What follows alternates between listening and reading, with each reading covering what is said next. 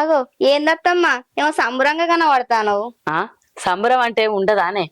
ఊళ్ళోకి పోతే నీకు బంగారం అసలు కోడళ్ళు ఉన్నారని అందరు మాట్లాడతారు.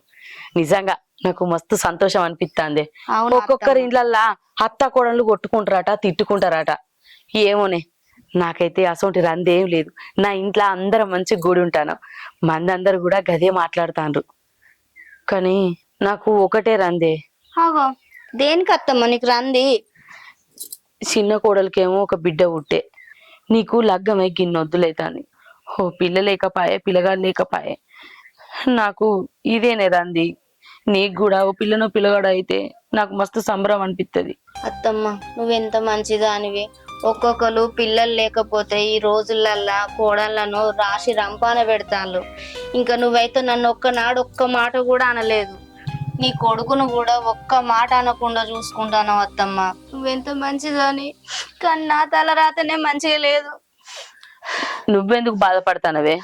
నీదేం తప్పు ఉన్నది? అంతా భగవంతుని దయ. ఆ దేవుడు ఎప్పుడు అడిగడితే గప్పుడు అవుతుంది. ఏడవకే, ఊకో.